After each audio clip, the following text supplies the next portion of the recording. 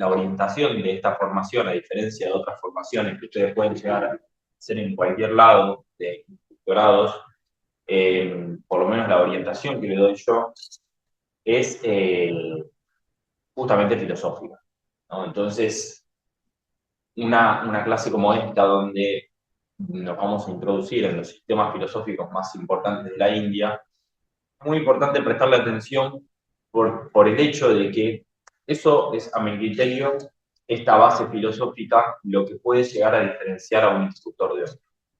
¿Sí? A un instructor, a un guía, a una persona que se quiere profesionalizar en el ámbito del yoga, de la filosofía de la India. Entonces, digamos, dedicarle lo que le tenemos que dedicar con la seriedad que conlleva, porque son temas históricos muy complejos, filosóficos, y están entroncados con todo lo que venimos viendo, es sumamente necesario para después ver el sentido que tiene pensar filosóficamente el yoga. ¿Y por qué no se lo hace? ¿No? Porque por lo general no se lo hace, digamos, no se lo hace ¿en qué sentido? No se lo hace en un sentido riguroso. Es decir, que por lo general, si uno va a estudiar cualquier tipo de formación, a nivel de instructorado, a nivel de un profesorado incluso, por lo general los sistemas filosóficos que se abordan son los mismos, pero se lo hace de una manera muy, muy simple, muy por arriba, muy en perspectiva, y no se da como un contexto general de eso. Salvo formaciones más específicas en el ámbito de la filosofía, eh, por lo general lo que sucede es eso, ¿no? Te enseñan los nombres de los 6 sistemas filosóficos clásicos que vamos a ver, pero nunca te dan un contexto. Entonces, justamente el sentido que tiene esta formación es que no solo haya una formación teórica de base, filosófica, sino que también podamos comprender, digamos, para qué nos sirve la filosofía, para qué nos sirve entender la filosofía, y justamente esa clase tiene ese sentido, o sea, ver filosóficamente hablando qué nos puede aportar la filosofía desde el ámbito de la reflexión para alimentar nuestra práctica y sobre todo para entender y para comprender, para sumergirnos en este mundo del yoga. ¿Cómo? O sea, el yoga en su aspecto filosófico, en su aspecto sistemático.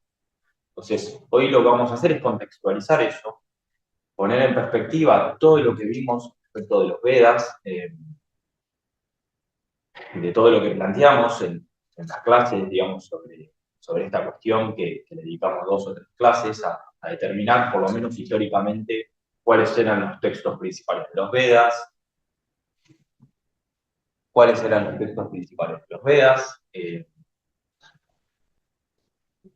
el sentido histórico también de cómo desde el punto de vista académico o de los estudios más académicos sobre estos temas, yo lo que hice fue presentarles todas las variantes que hay, ¿no? O sea, cómo para un autor los Vedas se clasifican en un tiempo cronológico determinado, para otro autor es otro tiempo, para maestros de la India, los Vedas empezaron a manifestar no solo hace 1500 años, sino hace 5000 años, 6000, 7000 años, e incluso en la época de Shiva, que estamos hablando de 7000, 8000 años, ya los Vedas se estaban formulando, solo que hay unánimemente como determinado que se ha determinado unánimemente que a partir del 1500 a.C. los Vedas se empiezan a escribir, ¿sí? Se empiezan a redactar por este fundador, este sistematizador, maestro que es Vyasa, que ya tienen en los textos, digamos, quién es Vyasa, por lo menos un contexto general de su obra, por qué es tan importante tenerlo en cuenta él como maestro y como compilador, y como también una persona, una gran personalidad que se dedica a difundir y a, como de alguna manera, divulgar las corrientes filosóficas espirituales de los Vedas, ¿no? Entonces, a partir de esto, hoy lo que vamos a hacer es como generar una reflexión sobre eso, pero para pasar al siguiente plano, en todo sentido, ¿no? Pasar al siguiente plano en todo sentido. En el sentido filosófico, de sumar herramientas conceptuales, de sumar herramientas para la indagación personal, ¿no? Y sumar herramientas para la transformación personal. Cuando yo hablo de que en la formación me propongo no solo generar una base teórica en las personas, sino también un proceso de transformación, un proceso de como, si se quiere, desarrollo personal. Lo que hablo es de esto, justamente, de entender cómo la filosofía a uno le pueda aportar herramientas a nivel conceptual y a nivel práctico para operar sobre sí mismo. Entonces ya tenemos ahí, por ejemplo, este sí mismo, este concepto del sí mismo. Lo que se entiende por lo general como sí mismo es lo que vamos a ver que en la teoría filosófica de la India es el Atma, es el alma. Y así como este concepto de alma, hay muchos otros conceptos que hoy en día tomamos para pensar el yoga, para pensar la filosofía en general, que tienen una historia. Entonces, en base a esto es que vamos a ir abordando hoy estas cuestiones. Y la idea es, digamos, que en el momento en que quieran detenerme porque hay algo que se quiere profundizar, justamente que lo hagamos, que nos detengamos, que pregunte y vemos específicamente esos temas, ¿no? Entonces yo voy pasando por este texto que es de redacción, eh, para que esté bien claro, ustedes después lo van a poder leer. Eh, Voy pasando por los puntos más importantes sobre lo que tendríamos que, sobre todo, retener para nuevamente comprender como de una manera mucho más general este esquema de dónde situamos el yoga, dónde situamos, por qué decimos que el yoga es una filosofía de vida, por qué decimos que tiene un contexto histórico y lo asociamos al fundador, que es Patanjali, pero que también nosotros, desde lo que fuimos viendo, entendemos que el yoga ya viene mucho antes, que se sistematizaron filosofías mucho antes.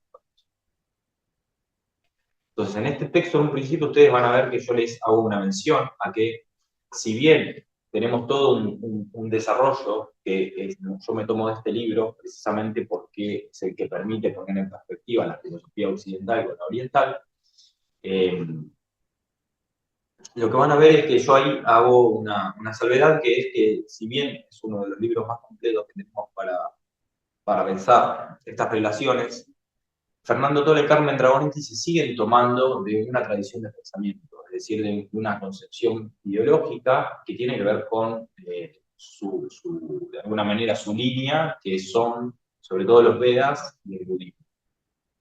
¿Qué pasa? En este libro de 700 páginas aproximadamente, ellos en ningún momento hablan del Tantra o de Shiva como filósofo, ni del Tantra como sistema filosófico.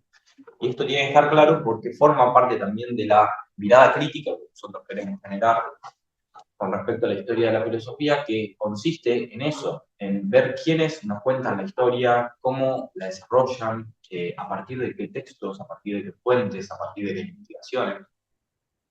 Entonces nosotros como personas que nos estamos formando, ustedes como personas que también se están iniciando en esa búsqueda, es importante siempre tener en cuenta de qué fuentes nos estamos tomando para narrar, ¿no?, la historia de la filosofía en este caso. Nosotros nos tomamos mucho de Sarkar porque él de alguna manera rescata todo un periodo de la historia de la India que había quedado de alguna manera muy dejado de lado justamente por la imposición de las doctrinas védicas y por la imposición de las religiones para mantener, digamos, el estatus de las castas. Entonces, siempre, como dice Marx, ¿no?, o sea, en este sentido, siempre las ideas dominantes de una época o lo que se sostiene en una época responde a intereses materiales, ¿sí? Entonces, estos intereses materiales de sostener el sistema de castas, de sostener la desigualdad, de sostener, digamos, muchas diferencias radicales dentro de la India, así también como diferentes religiones, tiene que ver con cómo se se instaura, digamos, un poder jerárquico de relaciones entre las sociedades, entre las comunidades, para que haya un sistema ideológico dominante también, ¿no? Ahora, no hay que confundir cómo concebimos este sistema ideológico de la forma que lo estoy hablando, como después vamos a ver lo que significa la ideología y cómo la vamos a ir pensando más adelante. Bien, a partir de esto vamos a empezar con esta cuestión.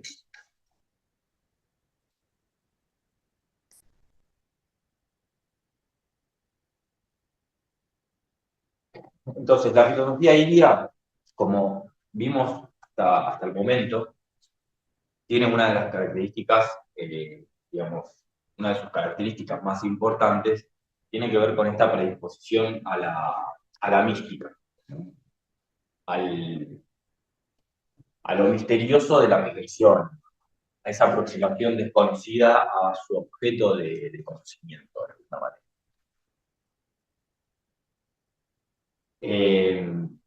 Esta aproximación que hace desde la reflexión filosófica, por lo general, no ha ayudado a la filosofía india a situarse dentro de un canon de conocimiento filosófico a nivel histórico. Es decir, esta predisposición a relacionarse con la mística, a que sus problemas fundamentales sean problemas relacionados con la existencia divina, ¿no? Con la experiencia espiritual, con la conexión con algo desconocido, le ha dado de alguna manera ese enfoque, digamos, que para criterio de muchos occidentales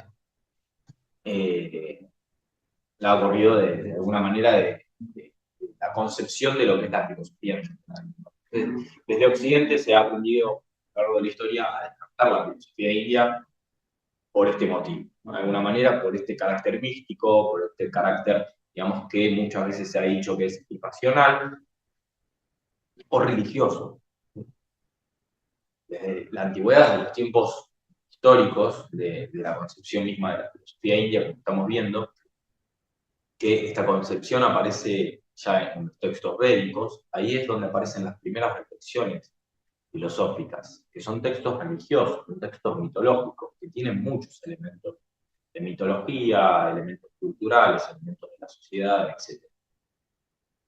Entonces, hay estudios que demuestran que estas mismas reflexiones que aparecen aproximadamente en 3000 a.C., 2000 a.C., aparecen a la par de los primeros sistemas filosóficos dentro de Occidente, que son los sistemas presocráticos. ¿Esto qué quiere decir? Que son los sistemas que surgen antes del nacimiento de Sócrates.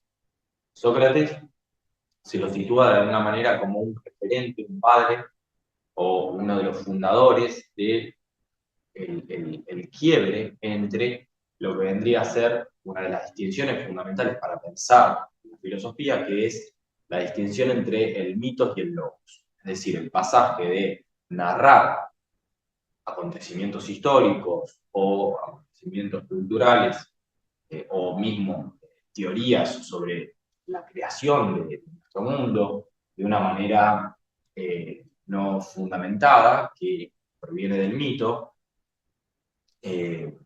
a el pasaje a una explicación más metódica, más sistemática, más problematizadora, etcétera, que vamos a ir viendo, que tiene que ver con los aspectos fundamentales de la filosofía. La filosofía justamente lo que hace es cortar de alguna manera con una forma de pensar que no era fundamentada, y eso es lo principal, a fundamentar cada uno de los aspectos sobre los cuales va a reflexionar.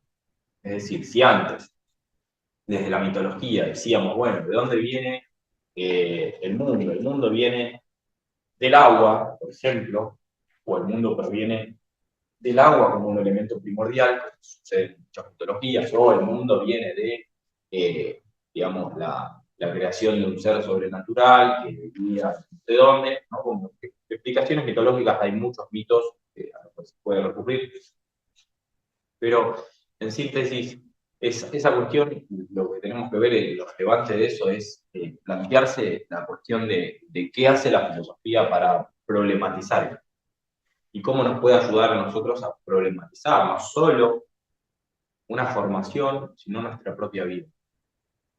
Y ese es uno de los aspectos esenciales de la cuestión filosófica, es la problematización. Bien. Entonces, a lo largo de este texto van a ir viendo cuestiones. Y como les decía, el desprestigio que se ha realizado respecto de la filosofía india tiene que ver con esto, ¿no? Con que se analizaron elementos y también uno de los textos que le presenté, creo que en el módulo 1, donde voy describiendo cómo ciertos pensadores, que son los padres de la indología, fueron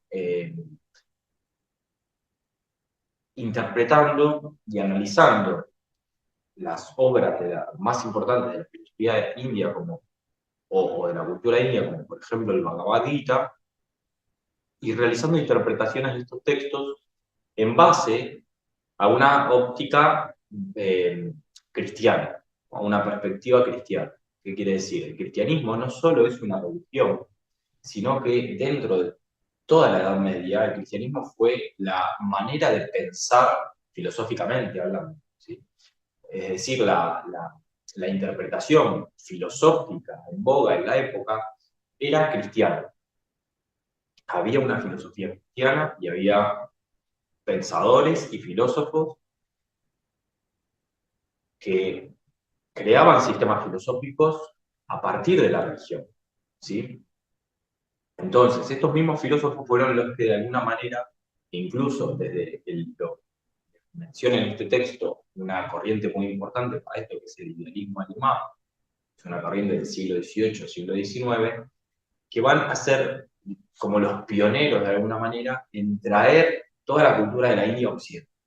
Las traducciones, en las reinterpretaciones de esas obras, cosas que hasta el momento no sucedían. Entonces tenemos esa doble cara. Por un lado, son las personas que nos permiten a nosotros empezar en el siglo XIX, aproximadamente, siglo XVIII, a comprender qué es la filosofía. Hasta ese momento nadie sabía de la existencia de una posible filosofía de la India, ¿sí? Pero con el tema de la colonización en el 1700 que se da por parte de Inglaterra a la India, ahí se van a empezar a enterar de alguna manera que había filosofía, que había reflexión filosófica, que había sistemas filosóficos. El tema es que la interpretación empieza a ser tergiversada. ¿Por qué? Porque los cristianos claramente no querían que en base a una cultura con otra religión haya filosofía. Porque la filosofía imperante, ¿dónde se daba? En Grecia. ¿Y quién es uno de los principales fundadores de la filosofía cristiana, de la religión cristiana? Platón. Platón es el padre de la filosofía griega. Y el discurso digamos, la historia de la filosofía a nivel, digamos, canonizado, a nivel tradicional, como lo enseñan en las academias, en las universidades, es que la filosofía nace en Grecia. Entonces, lo que vemos con esto es que la interpretación que se hace de la filosofía india se hace en base a ya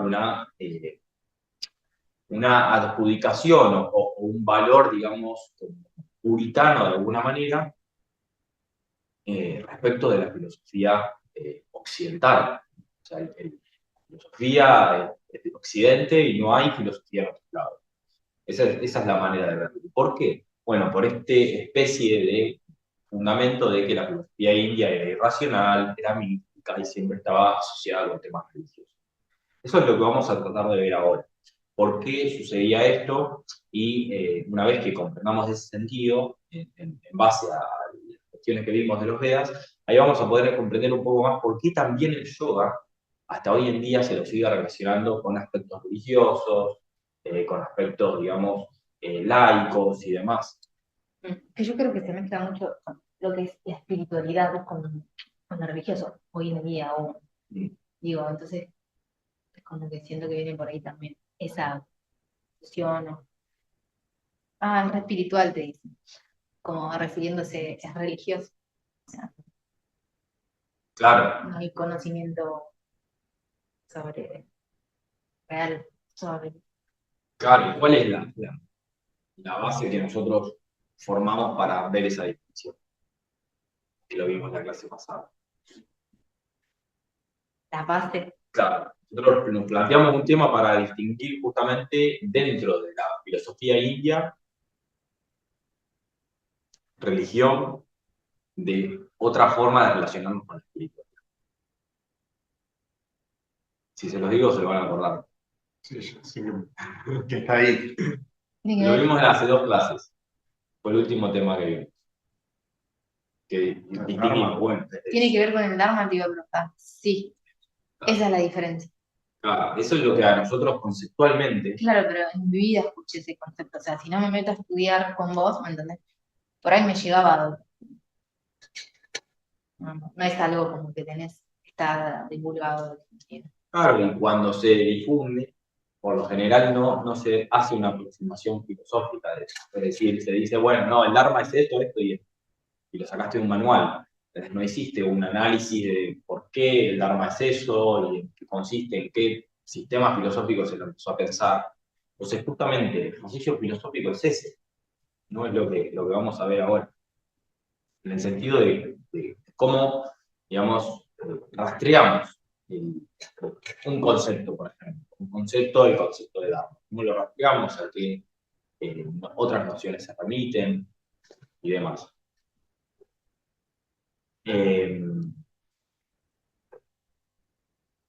Entonces, lo que vamos a estudiar nosotros son los criterios de fundamentación filosófico de los darshanas de la India. En base a esto, tenemos en cuenta que la filosofía en la India incluye razonamientos lógicos, éticos y metafísicos que se estructuran de manera sistemática. Tolle y Dragonetti, en este libro, subrayan que los sistemas filosóficos indios discuten la naturaleza de la realidad, ontología, el conocimiento, epistemología y los temas de la liberación. Esos van a ser los temas centrales de la filosofía en todo sentido, de la filosofía a nivel universal. Y esto es muy importante, porque es el nivel de fundamentación. Entonces, siempre hay que tener en cuenta qué es lo principal dentro de una reflexión filosófica, 3 ramas: ontología, epistemología y, digamos, teleología. Teleología, ¿qué quiere decir? El objetivo que tiene un sistema filosófico, o el objetivo que persigue, el fin que persigue un sistema, una escuela o un pensador. ¿Sí? No todas las escuelas de filosofía se constituyen en base a un pensador solo, eso lo vamos a ver, y tampoco todo pensador, a la inversa, constituye un sistema filosófico. A veces hay pensadores, pensadoras, filósofos que no hacen sistemas filosóficos. Y ahí está el tema de cómo se ve eso, cómo digamos, problematizar esa cuestión también y de qué nos sirve pensarla. Entonces, lo que distingue a la filosofía india es su integración de la experiencia mística, de la introspección como formas válidas de acceder a la verdad, además de su enfoque en la transformación personal. Eso es lo que más tenemos que destacar siempre que hablamos de filosofía india, este enfoque en la transformación personal y en la relación, digamos, que instaura la filosofía india para que el individuo, ¿sí?, el ser individual, haga un proceso de reconocimiento, un proceso de conocimiento y un proceso de transformación espiritual para acceder a la verdad. Y ahí está la cuestión, que a la verdad no siempre se accede por medio de sistemas filosóficos de manera personal y subjetiva, sino que esto tiene que ser dado de manera objetiva, es decir, de manera científica. Pero esto va variando de acuerdo a cada una de las escuelas, y eso es lo interesante. Bien. En el apartado 2, ahí ya pasamos ahí, van a ver que el subtítulo es ¿qué es la filosofía y cómo puede contribuir a nuestro propósito? Entonces, como les decía, hay varias maneras de definir la filosofía, como esto no es una clase específicamente dedicada a la filosofía o una introducción a la filosofía en general. Yo simplemente en este apartado les hago una de alguna manera, una síntesis una síntesis muy sintética de cómo pensamos la filosofía, ¿sí? A nivel occidental y a nivel oriental. O sea, las dos maneras de concebir el aspecto filosófico, el concepto de la filosofía. Entonces, para esto, yo les pongo dos maneras de verlo. Podemos entender la filosofía como un arte y la filosofía como ciencia. La filosofía como arte se la empieza a entender recién, o sea, en el siglo, o sea, siempre hubo lo mismo, vuelvo, ¿no? Siempre dentro de los aspectos filosóficos nosotros tenemos que ver que hay interpretación, ¿sí? Que cada filósofo y cada filósofa va a encontrar una manera de interpretar el mundo. Y eso es lo más importante, que no hay una forma absoluta de interpretación del mundo, sino que siempre va a haber una forma subjetiva o una aproximación objetiva. Para retomar esta frase que siempre les digo, Sarkar, que es la base de la práctica espiritual, este enfoque subjetivo con ajuste operativo, ajuste objetivo. En los aspectos filosóficos pasa un poco lo mismo, porque cuando nos ponemos a estudiar la historia vemos que quizás un pensador 500 años antes había explicado las mismas cosas que nos explica un contemporáneo, pero con otros conceptos y otras palabras. Entonces, siempre tenemos que tener en cuenta que lo rico del aspecto filosófico es no detenerse a pensar que una estructura de conocimiento o una forma de aproximarse al conocimiento es válida de por sí. Es decir, siempre vamos a poder cultivar herramientas que nos permitan cuestionar ese conocimiento. Que esa es una de las características que diferencia la filosofía de otro tipo de conocimientos a nivel de las ciencias sociales o de las ciencias exactas, ¿no? La filosofía justamente se caracteriza por esa, como les decía al principio, esa problematización, esa indagación, esa reflexión que es infinita y que siempre puede recurrir a sus fuentes, siempre puede recurrir a reflexionar nuevamente y que, digamos, el cansancio no es amigo del filósofo nunca. Todo lo contrario, lo que un filósofo contemporáneo, que es Theodor Adorno, un filósofo alemán, nos dice en uno de sus ensayos de introducción a la filosofía, es que para hacer filosofía es muy necesaria la paciencia, ¿no? Por justamente este mismo motivo, porque tienes tantos elementos para poder pensar sobre un mismo tema o sobre un mismo concepto, que no podés impacientarte frente a una gran cantidad de historia. Entonces, ¿qué pasa acá? Que nos encontramos que la paciencia es lo contrario digamos, a un conocimiento superficial, a un conocimiento que se adquiere en poco tiempo, un conocimiento que, digamos, es de copio y pego, sino que requiere ese estudio, esa concentración, esa indagación, ya sea en textos o experiencias. Requiere que uno le dedique su tiempo. Por eso también de ahí que digamos que la filosofía es la madre de todas las ciencias, porque es la que busca la fundamentación concreta de los aspectos, digamos, más esenciales de la vida. Entonces, a partir de esto, yo los invito a pensar en este sentido con un filósofo contemporáneo, que es Gilles Deleuze, un filósofo que a mí me interesa mucho, que siempre lo estoy citando, por su manera de concebir la filosofía. Y es lo que nos dice, es la filosofía, cuando define la filosofía, él dice, y esto es bastante revolucionario, por eso lo tomo, para que vean ustedes cómo no hay una manera de definir qué es la filosofía. Él lo que nos dice es que la filosofía es el arte de fabricar conceptos. El arte de fabricar y de inventar conceptos. Y esto nos aleja un poco de la filosofía práctica que nosotros estamos viendo, porque si el filósofo es alguien que se dedica a inventar conceptos, ¿qué pasa con la práctica? Bueno, a simple vista pareciera que esto está alejado de la práctica. pero todo su sistema filosófico está orientado a plantear justamente estas relaciones que hay entre la fabricación de un concepto y la praxis misma a la que ese concepto nos lleva, porque para fabricar un concepto se necesita producción. Es decir, ¿qué nos dice este autor?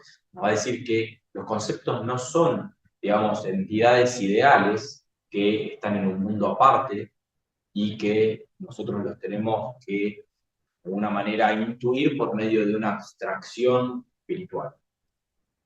Este autor es un autor que se opone mucho al idealismo platónico, que en algún momento se los he comentado, y que este idealismo platónico lo que nos invita es a pensar en términos duales, y lo vamos a comparar con algunos sistemas filosóficos de la India.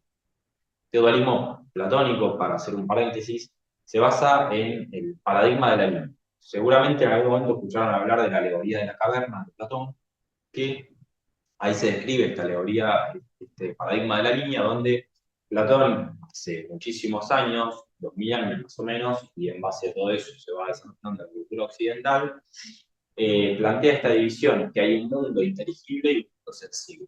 El mundo inteligible es el mundo de las ideas perfectas, el mundo donde, digamos, yacen esas ideas, la idea del bien, la idea de la justicia, la idea del amor, y, digamos, ideas abstractas que son ideas en sí, precisamente, ¿no? Son ideas que no tienen una, digamos, no tienen imperfección. Estas ideas se caracterizan precisamente por ser inmutables, por ser perfectas, por, digamos, ser entidades en sí, por persistir en sí mismas.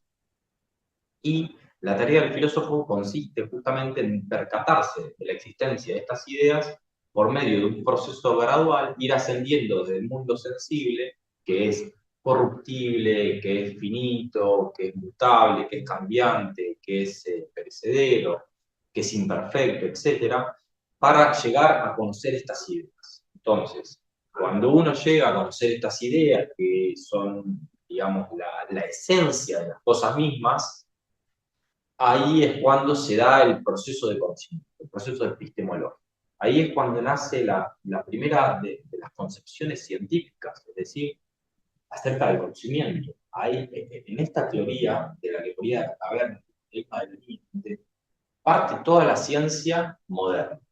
A partir de este momento, con Platón, es donde surge la ciencia occidental, precisamente. ¿Sí? Es decir, se empieza a concebir el conocimiento, la episteme, como este medio, digamos, que no está relacionado con nuestro sentido. Que el cuerpo, que lo que nosotros vemos, en realidad es la copia de esas ideas. Entonces, para Platón, ¿qué pasa?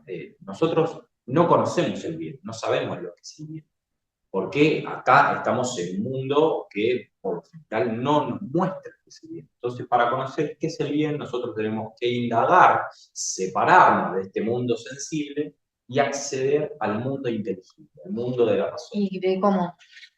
Bien, ahí nos metemos en el método platónico. Cómo Platón quería acceder por medio del conocimiento a este mundo de las ideas, ¿no? Él lo plantea por medio de la ciencia. Va a tener un método que no me voy a meter ahora, pero ¿para qué les digo esto? ¿No? Para que veamos un ejemplo de esta diferencia que hay entre un filósofo contemporáneo que nos dice, bueno, la filosofía es el arte de fabricar conceptos, y cómo se opone a esta teoría. Porque él nos dice justamente los conceptos no son ideas en sí, no es un concepto aparte de la realidad, sino que es algo que hay que fabricar. Que para fabricar un concepto uno se tiene que poner a trabajar. Es algo muy, muy material, muy real. No es que un concepto te venga de la nada, sino que de la misma manera que te pones a trabajar para hacer cualquier tipo de trabajo manual o de trabajo intelectual o de cualquier tipo de negocio, el filósofo es el que se pone a trabajar en la creación de conceptos. Entonces, para ver esa diferencia entre una escuela filosófica que se sostiene en el tiempo y un filósofo contemporáneo que rompe con esta tradición y que dice algo contrario. Porque esto es un ejercicio que todo el tiempo tenemos que estar haciendo si queremos entender cómo se diferencia un sistema filosófico del otro. Es decir, es el ejercicio del discernimiento. Que el discernimiento, nosotros vimos que en sánscrito la palabra es viveka y que también vemos como conciencia, ¿no? Entonces, uno de los medios que va a trabajar la filosofía india para acceder a este conocimiento es viveka, es el discernimiento. Entonces nosotros siempre vamos a tener que estar haciendo este discernimiento para encontrar cuáles son los matices que hay de una escuela filosófica a otra y por qué hay conceptos que se vienen planteando desde hace 2000 años que nosotros hoy seguimos pensando, como por ejemplo lo que vamos a ver de Purusha y Prakriti, o de Brahma y Atman, ¿no? Estos cuatro conceptos, Purusha, Prakriti, Brahma y Atman, se han ido planteando en las escuelas filosóficas desde hace miles de años. No es que arrancan a plantearse ahora. Lo que nosotros vemos es cómo una interpretación puede variar de acuerdo a, digamos, justamente la reflexión que se haga sobre esos elementos conceptuales. Bien. Entonces, ahí claramente van a ver que en qué sentido crear un concepto es un acto, como les decía, yo les di otro ejemplo, pero acá les pongo el ejemplo de un pintor, ¿no? O de un músico que crea melodías. Es decir, si un músico crea melodías, ¿qué hace el filósofo? Crea conceptos. ¿Para qué? Para pensar la realidad de su tipo. Para diagnosticar, diría Foucault también, diagnosticar la realidad de su tipo. Pero, ¿qué pasa con esos filósofos que a nosotros nos son ajenos? Los que vamos a ver, filósofos que pensaron y que formularon las bases de la teoría filosófica de la India. ¿Qué se planteaba? ¿Por qué veían la realidad de esa manera? ¿Qué es lo que querían viendo la realidad? ¿Qué no querían transmitir? ¿De qué herramientas se hicieron para poder llegar a plantearse esas cosas? O sea, ¿qué tan diferentes son de nosotros que estamos acá en este mundo o de cualquier otra persona? Entonces, siempre los filósofos y las filósofas tienen algo de particular, claramente los que quedan en la historia, que es que, o sea, entre los millones que hay, entre los miles que hay, solo unos pocos quedan como pasan a la historia, ¿no? Como figuras históricas que son parte del canon de la reflexión. Pero hay un montón que no figuran. Entonces, uno, siendo consciente, tiene que dar, digamos, en este sentido, tiene que dar atención no solo a los que figuran, sino también a los que no figuran. Porque parte de nuestro ejercicio es ver cómo la filosofía india no figura. Y cómo no se la piensa y cómo, incluso dentro del ámbito filosófico que es el yoga, tampoco se la piensa. ¿Por qué? Porque no responde a los intereses más comerciales que llegan, digamos, a nosotros y sobre los cuales se difunde, ¿no?, esta filosofía de vida. Porque el yoga en India parte con una filosofía de vida, pero a Occidente nos llega como un aspecto, digamos, ligado al bienestar físico. ¿Por qué? Porque es lo que encuentran los primeros, digamos, maestros de yoga para atraer a la gente y para que la gente empiece a conocer los beneficios del yoga.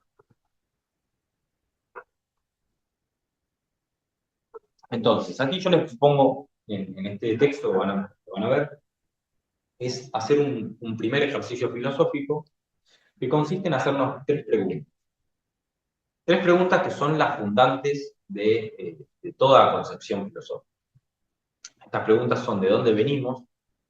Es decir, que indaguemos sobre el origen de lo que somos, como seres particulares, pero también como seres colectivos, sociales, lo que nos lleva a pensar quiénes somos en tantos seres particulares, qué es lo que soy, qué es lo que esto, qué es esto que soy, qué es verdaderamente en esencia este sí mismo que soy, como decía, qué determina esta idea de lo que soy. Por último, luego de indagar en estos temas, sería interesante preguntarnos hacia dónde vamos.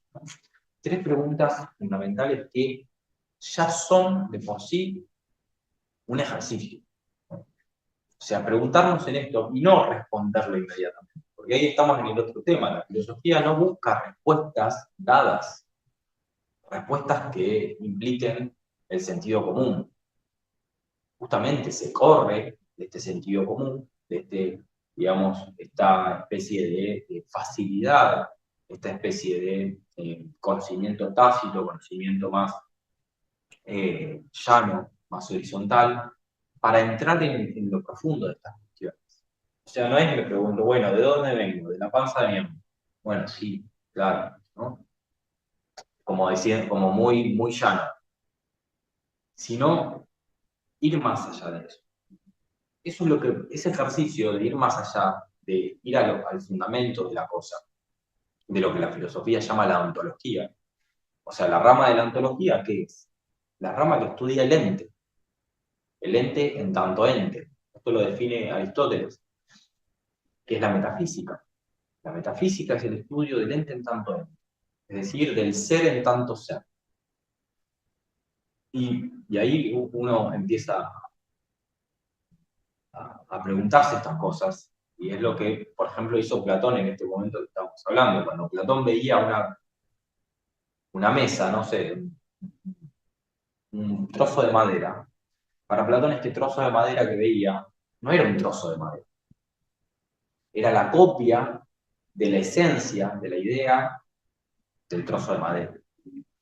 Es decir, la madera como concepto. Pero esta madera como concepto no es real. Ahora, ¿puedes repetir esa parte? O sea, lo del ejemplo.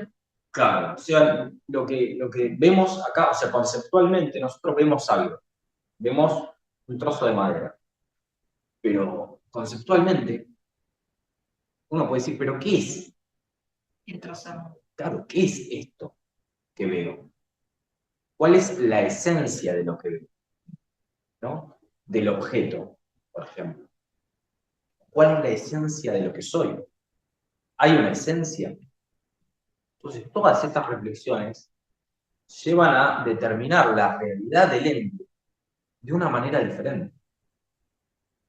Es decir, no va a ser lo mismo la manera que tenga uno de los sistemas filosóficos que vamos a ver, que es el Samkhya, al sistema que va a tener, a la interpretación que va a hacer Shankara, que es del Vedanta, 800 años después. Las interpretaciones van a variar siempre de acuerdo a ese sistema y a la orientación que tiene, de acuerdo a las bases. Eso para ver este tema del ejercicio, ¿no? En base a estas tres preguntas fundamentales. Cómo uno se pone a reflexionar y a partir de esa reflexión puede sumar elementos también en su vida cotidiana, no para, digamos, sin criterio, empezar a problematizar todo, ¿no? Preguntarse todo, y dicen mucho que, bueno, las personas que se dedican a la filosofía tanto empezaban a problematizar. No es tan así, o sea, sí, pero uno no lo hace a la ligera. O sea, ya con el tiempo, después de hacer mucho ejercicio en eso, ya es como que vas seleccionando tu manera de aproximarte a eso. Sí hay una indagación que es profunda y que la haces en un momento dado, pero, digamos, la reflexión como ejercicio es lo que te va llevando en realidad a ver sobre qué problematizar, o cómo ir desorientándote, cómo ir desnaturalizando, es cómo ir desnaturalizando el sentido común. Y después, a partir de esto, yo ahí, que no me voy a meter, así no le quitamos tiempo, les pongo una breve descripción de, de qué es la filosofía, digamos, en términos occidentales. La filosofía en términos occidentales, ahí tienen toda una descripción etimológica, etcétera, que los hago.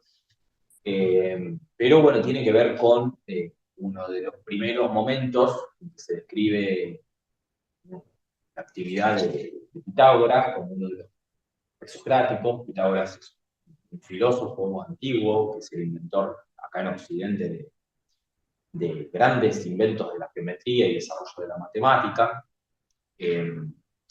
ligado a esto a la experiencia filosófica. Pitágoras es como el ejemplo más cercano que tenemos de cómo operaban en ese momento las escuelas de sabios, ¿sí? De sabios, tanto en la India como en Occidente. Y ahora se toma mucho de elementos occidentales. Entonces, él es como un ejemplo de alguna manera de cómo se crea una escuela filosófica y el sentido que tiene. Pitágoras tenía una relación muy particular con el conocimiento y su escuela, de alguna manera, tenía elementos muy similares a las escuelas de la India porque sus discípulos, todos los alumnos que se formaban con él usaban túnicas. Cuando vos entrabas a su escuela, si te formabas con él, estabas 5 años en silencio, o sea, tomando clases, ¿no? Tomando clases, aprendiendo, pero no podías hablar. Era lo que Pitágoras enseñaba como digamos, aproximarse al conocimiento a través del silencio, que es algo muy similar a cosas que pasan en Oriente, ¿sí? Nosotros estamos acostumbrados todo el tiempo a una, digamos, sobrevaloración de la palabra, ¿no? De lo que decimos, de lo que pensamos, etc. Pero en Oriente nos enseña mucho, sobre todo cuando nos ponemos atención en los temas de la meditación y de las prácticas yógicas, a habitar el silencio, ¿no? A habitar ese estado de escucha y en Occidente también. Pitágoras es uno de esos casos. Entonces, ahí les comento que uno de los primeros momentos en determinar la filosofía es con Pitágoras, cuando a él le dicen que era un filósofo, es decir, eh, perdón, le dijeron le dijeron que era la raíz históricamente es mucho más complicado, ¿no? Cómo se llega a pensar el concepto de filosofía. No es que un día nació ese concepto, no. Lo primero que nace es el concepto de Sofos, de sabio, ¿sí? De sabio y de sabia, de quién era sabio, quién era un sabio.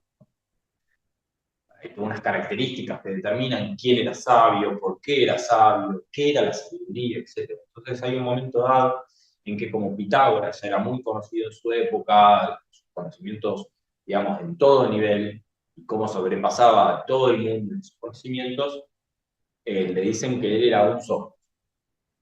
Y ahí es cuando se determina el origen de la filosofía de alguna manera, cuando él responde, yo no soy un sofos, un sabio, yo soy un filósofo. ¿Qué quiere decir esto? Que Pitágoras ahí dice, no, yo no soy sabio, sino que soy amante de esa sabiduría que aspiro. Entonces se sitúa en esta relación de ignorancia con respecto a la sabiduría. ¿Por qué? Porque ahí está precisamente ese ejercicio, que la filosofía es lo que quiere establecer los fundamentos de las cosas. Entonces, como no conocemos nada acerca de la realidad, el ejercicio es aspirar a esa sabiduría. Nunca vamos a llegar a, digamos, determinantemente a estar en ese estado, digamos, de sabio, porque la sabiduría de esa época, también en el banquete de Platón, que doy el ejemplo, se define por esta falta, por esta carencia de aquello a lo que aspiramos, que también lo vimos con el concepto que estuvimos viendo en la última clase teórica del concepto de deseo, ¿no? Esta cuestión de estar todo el tiempo remitiéndonos a una falta para poder pensar nuestro norte, ¿no? Nuestro horizonte, digamos, de ideas, conceptual, de prácticas. Bien.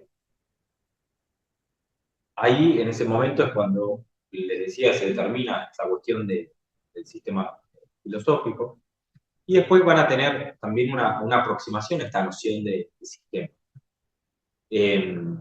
¿Por qué decimos que hay sistema filosófico?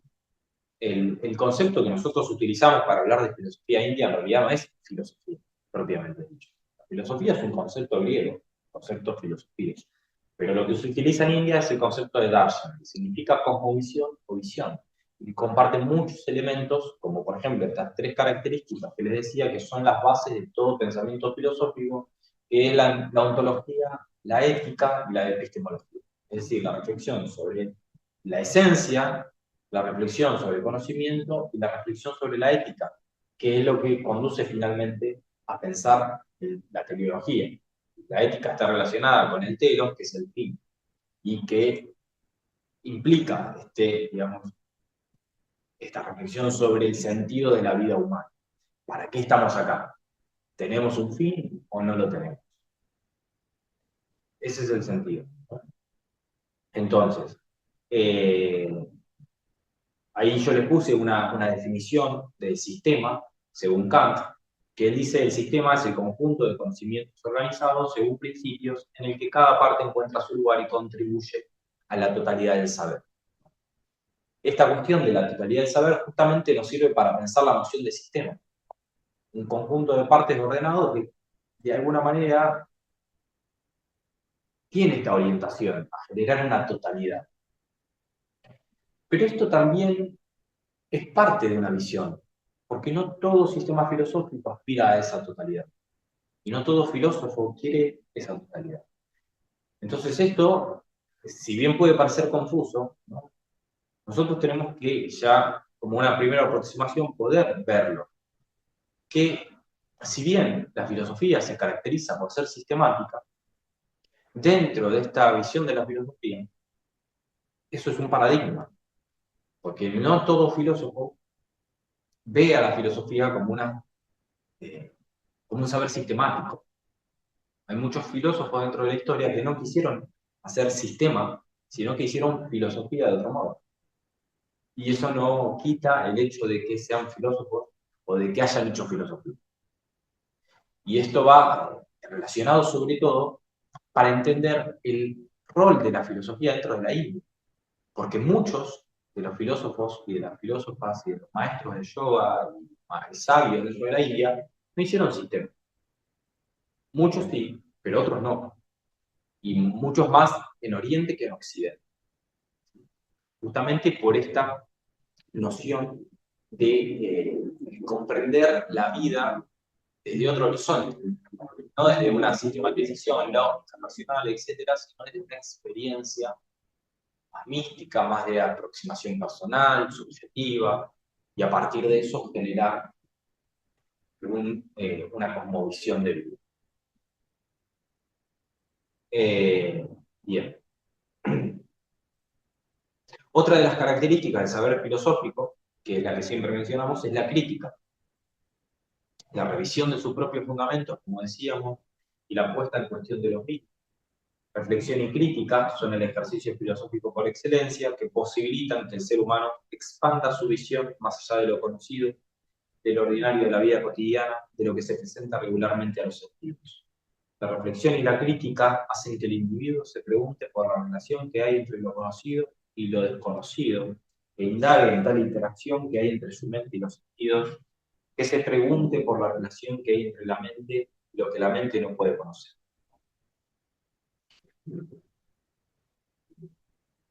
Esa es la herramienta más importante que nosotros tenemos que sumar e indagar para toda reflexión filosófica. La crítica no es la crítica del vecindario, ¿no? De qué hace mi vecino. La crítica es un arma, digamos, un conjunto de saberes que operan sobre otro conjunto de saberes. Es como una especie de herramienta que permite a uno hacer un análisis, una revisión, una reinterpretación de algo que parece evidente a simple vista. Es decir, un sistema filosófico o una forma de pensar ese sistema filosófico por medio de las herramientas críticas, que pueden ser muchas y que van variando, uno puede de alguna manera hacer una interpretación o una reinterpretación de eso que nos aparece como a simple vista en una primera lectura como algo que comprendemos. Cuando nosotros empezamos a criticar con estos procedimientos nuestra comprensión incluso de eso que pensamos que comprendemos, ahí de alguna manera estamos ejercitando ese proceso filosófico que es el que nos permite separarnos de eso, tomar distancia. La crítica justamente es una herramienta para tomar distancia de lo que consideramos que es evidente. Y no nos sirve solo con los textos, sirve con nuestra propia vida. con lo que pensamos, con lo que hacemos, ¿no? Entonces, ser autocríticos no es simplemente poner en evidencia los aspectos que nosotros estamos viendo que son contraproducentes o que no nos ayudan a nuestros objetivos eh, con respecto al sentido común, sino es poner, o sea, tomarnos de herramientas que nos permitan, por medio de la escritura, de la reflexión y de otros procedimientos, indagar profundamente en eso que nos está, de alguna manera, comiendo la cabeza o que consideramos que es de una determinada manera. Entonces, la crítica siempre va a tener una amiga hermana que es, o un amigo hermano que es el escepticismo. Y ahí está la cuestión, que es muy fácil cuando se hace filosofía ser escéptico, porque la crítica justamente te hace desconfiar, te hace tomar distancia de eso que a la mayor parte de las personas les parece como algo real. Por ejemplo, esta cuestión de qué es el objeto. El sentido común nos dice que el objeto está ahí como sea, pero desde el punto de vista filosófico, no siempre el objeto está ahí como sea, ¿no? Entonces, esos son dos elementos, ¿no?, muy importantes que nosotros tenemos que tener en cuenta: la reflexión y la crítica. Bien. Entonces, para terminar con esto, después ustedes van a leer el texto y van a tener ahí mucha más información. Hay varias características que hacen que la filosofía sea filosofía, tanto para Occidente como para Oriente. Esto es que sea racional, porque el instrumento para constituirlo es la razón, facultad reflexiva, que permite establecer razonamientos, distinguir los principios, las causas y las consecuencias, lo verdadero de lo falso. Eso quiere decir que sea racional. Que hay procedimientos que permiten distinguir lo verdadero de lo falso. Y ya, ¿no? Parece, digamos, sencillo de ver a simple vista, pero lo difícil que es dentro de un sistema filosófico determinar qué es lo verdadero de lo falso. Claro, cuando te lo han servido ya construido ese pensamiento, es fácil. Claro. O sea, cualquier tipo de razonamiento, ¿no? O sea, cuando uno está como corriéndose de esa óptica del sentido común, empiezas a plantear, bueno, che, pero esto que estoy viendo, no sé, la noticia que veo por la mañana, por lo general eso, digamos, me llega y no discrimino. El sentido común no me ayuda a discriminar de si eso es verdad o no. Las personas por lo general lo ven y me dicen, ah, sí, esto pasa así, esto es así, después lo comentan, ¿no? Se comentan y van comentando, esto es así, pasó esto, pasó. Pero no nos ponemos a discriminar. Ese es el ejercicio, digamos, principal, ¿no?, racional, que es discriminar entre lo verdadero y lo falso. Pero lo que les pongo acá es que, digamos, más allá de esta cuestión, los principios de elucidación, es decir, de dar cuenta de un concepto, de una teoría, no siempre, para ser filosóficos, tienen que ser lógicos. Y eso lo tenemos que pensar y tener muy bien claro, porque ahí está la diferencia de la filosofía occidental con la oriental, que es la que precisamente nos plantean los maestros de la India, que es que la lógica es importante, pero llega un momento que es limitada. Si uno se queda con la lógica, no entra en el proceso espiritual. Vos te quedaste en tu intelecto. ¿Qué hace la lógica? La lógica lo que te ayuda es a discernir, a distinguir, a limitar, a controlar, a tener un ámbito donde sabes que por medio de tu intelecto estás racionalizando, estás distinguiendo, estás diciendo, bueno, esto es esto es lo otro, pero no avanzás más allá de eso. Para avanzar más allá de eso, se requiere otro tipo de experiencia, que es lo que nosotros vamos a ir viendo después, a partir de la siguiente clase, de cómo se va desarrollando eso en un aspecto más filosófico y cosmológico, a nivel de las teorías de la mente, o sea, la parte de la lógica, que es el intelecto, cómo hacemos con las prácticas espirituales para romper con ese intelecto, que es lo que buscamos. Nosotros buscamos incorporar intelecto, incorporar racionalidad, pero buscamos también romper con esa racionalidad para acceder al plano de body, el plano de la intuición, que es el plano de las prácticas espirituales. Porque la práctica espiritual yo no la puedo racionalizar. Si yo racionalizo la práctica espiritual, no estoy haciendo una práctica espiritual.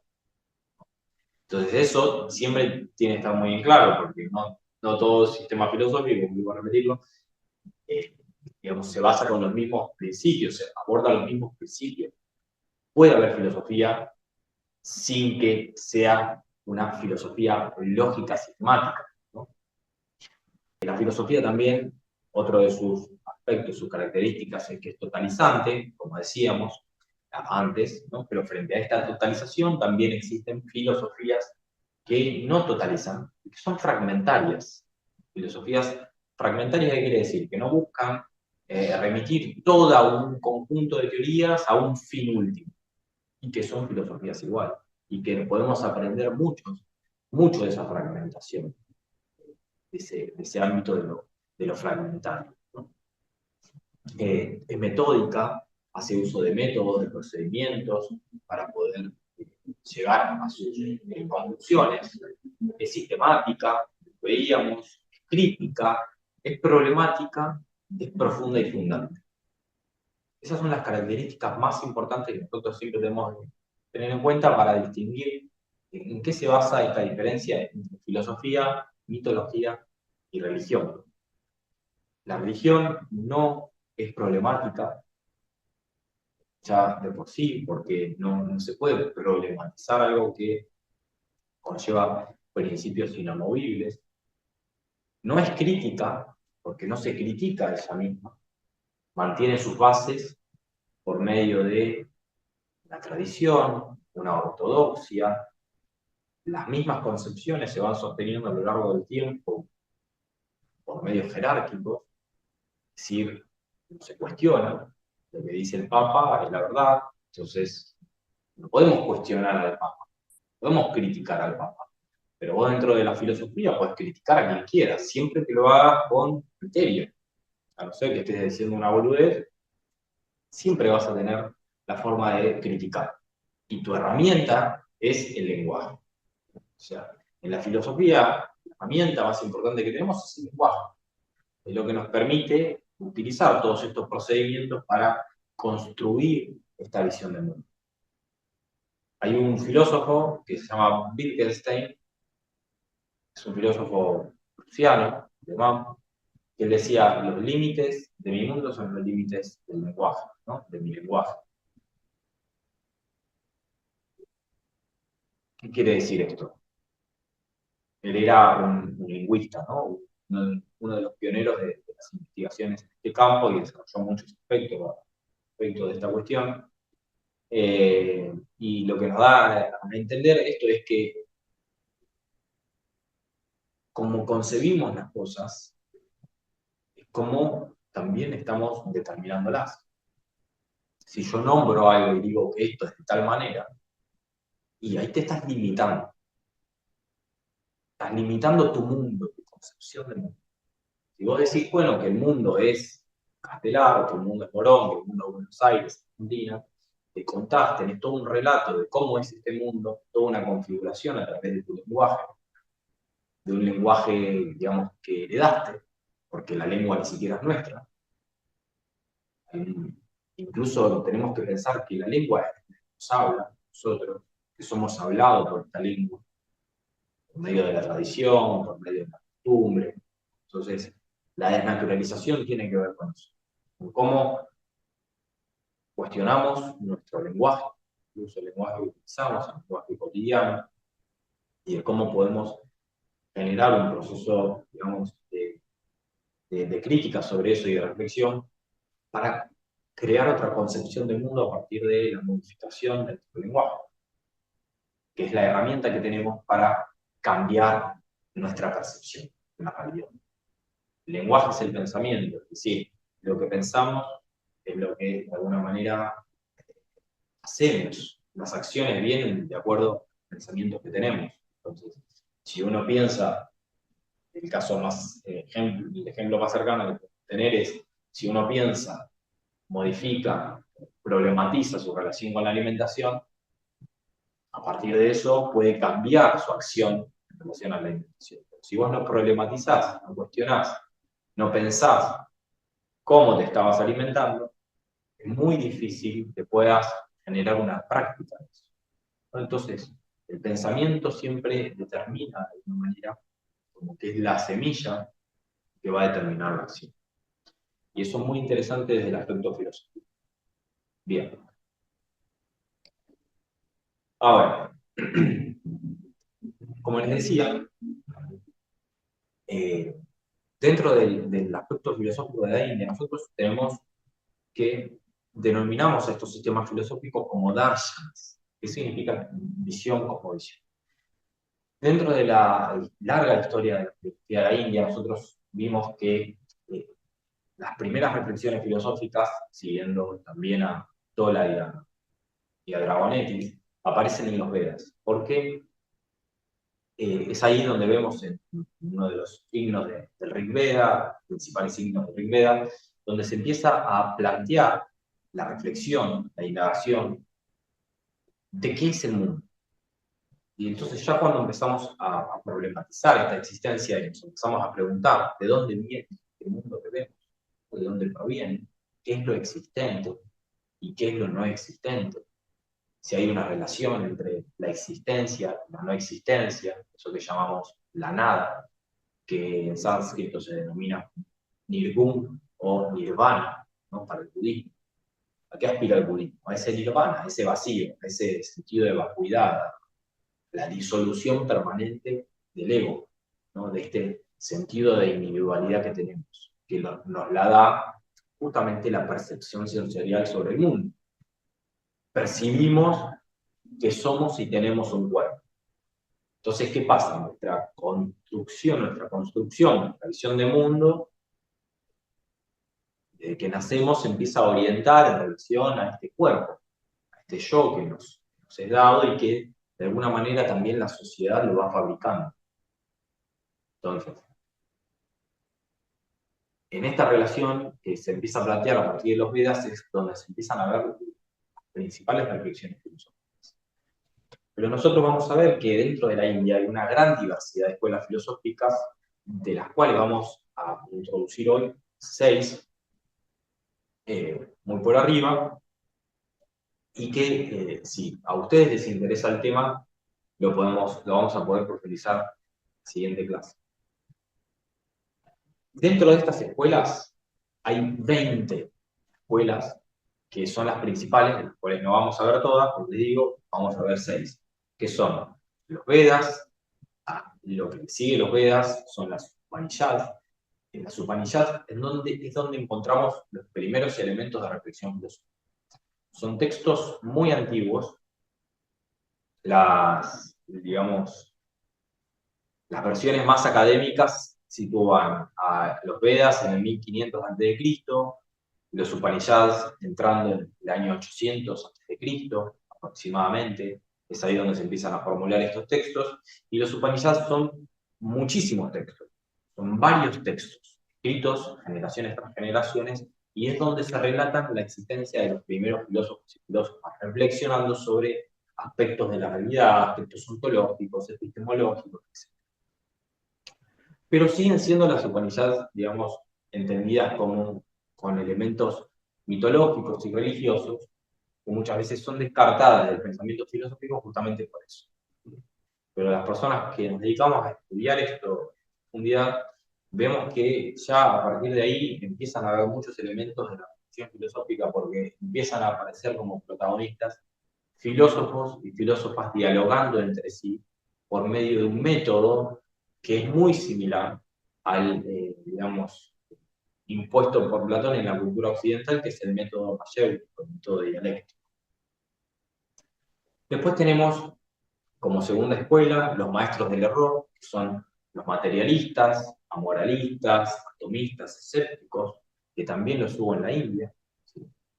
Entonces, a la par de todas estas tendencias más idealistas, espiritualistas, tenemos los maestros del error, que son todos los que están muy relacionados con los escépticos, como por ejemplo Pirrón en Occidente, o como los cínicos, Diógenes Laercio. Los maestros del error van a estar son muy comparables con estos pensadores que les nombro.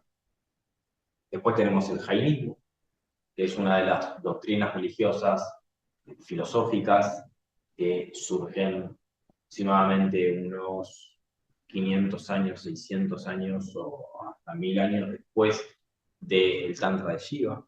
Cuando fallece Shiva, ya el jainismo estaba de alguna manera en boga, y después les voy a explicar cómo se dan muchos elementos de influencia del Tantra de Shiva en estas doctrinas religiosas, que son el jainismo y el budismo, que son las dos principales corrientes de filosofía dentro de la India. Después tenemos el Abhidharmika de Hinayana, la escuela de Nagarjuna de Mahayana, la escuela de Yogacara de Mahayana. Esas son las tres escuelas en las que se desarrolla el budismo, ¿sí? Pero hay hasta 6 escuelas dentro de la India que se van a, digamos, diferenciar entre sí. ¿Por qué? Por la concepción filosófica respecto de la interpretación de los textos de Buda, textos fundantes de la filosofía budista. Después tenemos la escuela de Yogacara de Mahayana, que es la posición idealista. Después tenemos la escuela lógico-epistemológica. Y después tenemos la novena escuela, que es el materialismo. La décima, que es el brahmanismo o hinduismo, que se deriva hasta en 21 escuelas de hinduismo, que ahí hinduismo es como la primera vertiente más problematizadora, digamos, o más sincrética. El hinduismo es una religión sincrética dentro de la India, que quiere decir que sintetiza muchos aspectos de las religiones pasadas, el budismo, el jainismo, los Vedas. Entonces el hinduismo como religión toma de muchos elementos y constituye su propia religión, la religión hinduista. Después tenemos las escuelas que vamos a ver nosotros, que son la Mimamsa, la Vedanta, escuela no dualista de Shankara, que Shankara lo vamos a ver, escuela no dualista calificada de Ramajuna, escuela dualista de Madhva, Samkhya, comunismo materialismo, teísmo, dualismo, yoga, como la 17ª escuela. Fíjense que el yoga viene a ser la 17ª escuela dentro de los sistemas filosóficos de la India. Y ahí es cuando nosotros empezamos a problematizar esto. Y a lo que le sigue el Nyaya, el Vaisesika y la filosofía del lenguaje. Bien, como les decía, nosotros nos vamos a ocupar de los 6 sistemas filosóficos más importantes, que son los que se desarrollan en general como sistemas filosóficos dentro de la India, por esta, digamos, distinción, esta separación que hacen respecto de los sistemas más ligados a concepciones religiosas o mitológicas. Estos 6 sistemas son el Vedanta, el Samkhya, el Yoga, el Nyaya, el Vaisesika y el Mimamsa. Estas 6 escuelas principales. Sí. Mira, perdón, estoy mirando. Vale. Bien. Pensando, ya como que es así, Claro. va por partes, va por piezas. Sí, este texto que les pasé, o sea que es un resumen, ahí van a tener bastante orden, ¿no? O sea, es un texto que está bastante ordenado y sistematizado para que lo puedan como abordar con detenimiento y que no resulte como caótico, ¿no? Porque si no abordar todo esto eh, como a modo de, o sea, de otra manera es muy Técnico y muy específico con él. claro. Para una primera formación no tiene mucho. O sea, Porque me imagino que cada escuela tiene para analizar y para describir un choclo. claro, claramente. Y nosotros lo que vamos a hacer es ver aspectos introductorios, pero que van más allá de cualquier otra introducción que es la que dan en formaciones. Muchas veces ni siquiera vos haces una formación de yoga y ni siquiera te dicen los nombres de las escuelas. Simplemente te nombran el Ashtanga Yoga de Patanjali y ya, como escuela de filosofía. Pero tener en cuenta este marco lo que permite es ver el sentido y, o sea, esto es una base que a nosotros nos va a permitir pensar y reflexionar sobre estos conceptos para entrar de lleno en el análisis de la teoría filosófica del Tantra. Ese es nuestro objetivo. Nosotros a partir de esto vamos a ver, bueno, cómo se desenvuelve, por qué vamos a ver cosmología, ¿no? Y cuando veamos cosmología y estos conceptos que estamos pensando, por qué, de dónde vienen, bueno, o sea, justamente el sentido filosófico es que eso es progresivo y que cuando nos detengamos a analizar el tema del Tantra, de cómo se divide en escuelas, de cómo se crea, etcétera, etcétera, etcétera, de todos los aspectos conceptuales que hay, ustedes ya van a tener una base que va a ser, bueno, esto nos empezó a pensar, digamos, hace 500 años, por decir algo, sino que tiene todo una historia conceptual. Bien, entonces vamos a ver ahora estos darshans. Tenemos que el principal sistema filosófico que nosotros tenemos que tener en cuenta es el Samkhya. El Samkhya lo que propone es un dualismo ontológico. ¿Qué quiere decir? Una diferencia radical entre el espíritu y la materia. Hay cuerpo y alma.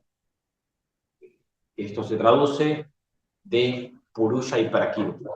Son los dos conceptos principales que nosotros estuvimos viendo, fundantes de la distinción,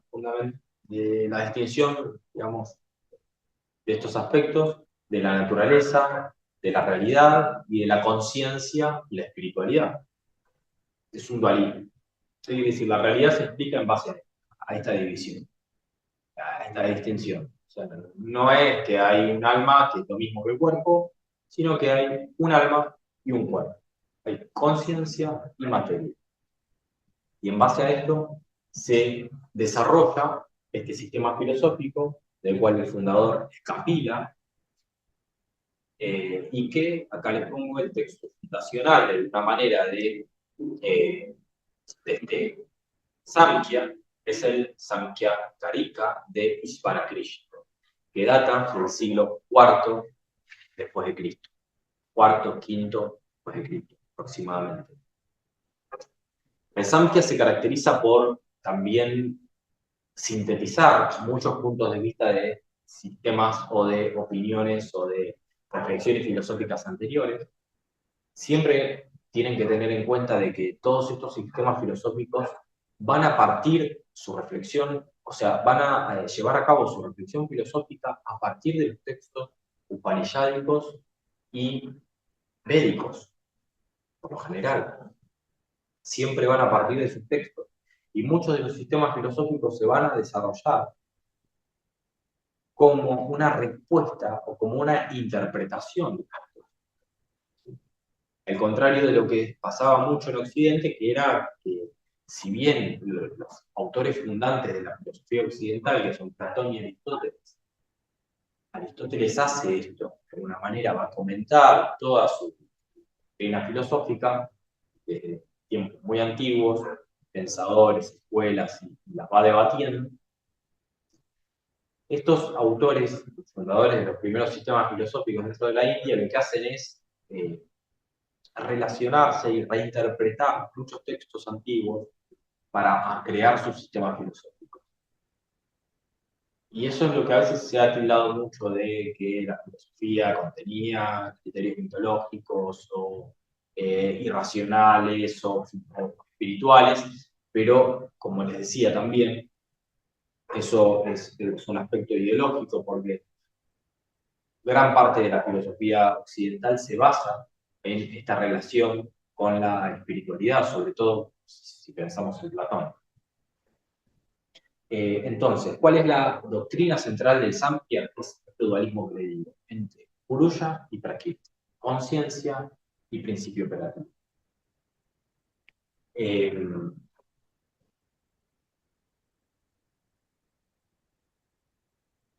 Exacto. Entonces, a partir de esto, lo que nos enseña el Samkhya es que Purusha, como le decía, es inmutable, estas características ya las vimos varias veces, es testigo pasivo, mientras que Prakriti es la fuente de toda actividad y cambio. ¿De qué está compuesta Prakriti? De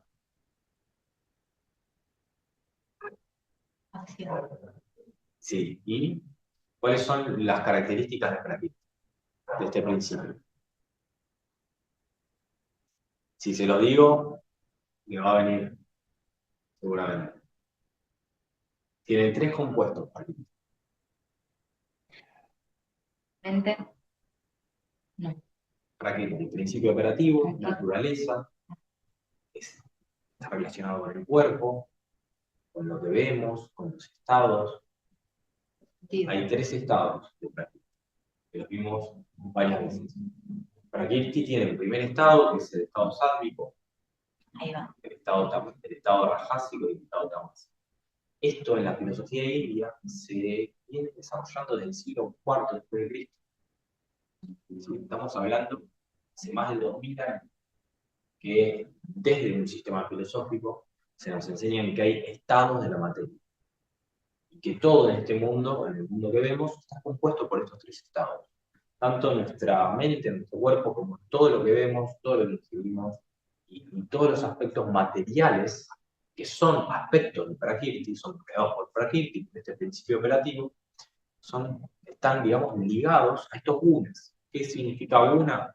Algo que amar. Entonces, toda la materia va a estar atada, va a estar amarrada por alguno de estos tres estados o los tres en conjunto: sádvico, el rajásico y el tamásico. Mientras más tamásico es el estado, más, digamos, menor conciencia va a haber. En una piedra, que es sumamente tamásica, el nivel de conciencia va a ser muy diferente a el nivel de conciencia de una planta, que es más sutil, su composición es más sutil. La vida de una planta es más sutil que la vida de una piedra, ¿no? Entonces, todo esto forma parte del mismo principio que es Prakriti, pero en diferentes estados. Eso lo vamos a ver bien en detalle cuando veamos la cosmología de cómo se crean estos, cómo se da todo este proceso, digamos, material, pero ya parte de esta base, desde la base del Samkhya, donde se establecen estos tres principios a partir de la reflexión filosófica, como constitutivos esenciales de la materia.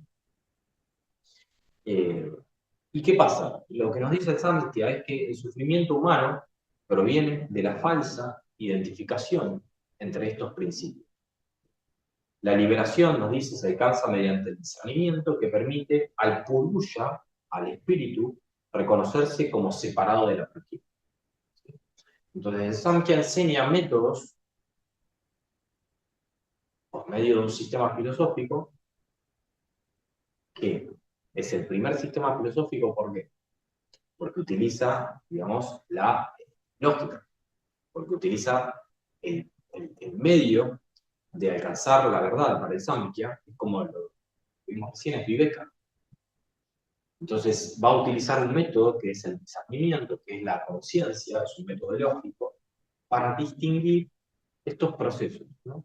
Y para diferenciar, tal como lo hacía Platón en su momento, fíjense que es el mismo dualismo, Platón que nos decía que hay un mundo inteligible y un mundo sensible. Con diferentes conceptos, el Samkhya nos va a decir, está Purusha y Prakriti. Purusha es espíritu, Prakriti es materia. ¿Cómo accedemos al conocimiento?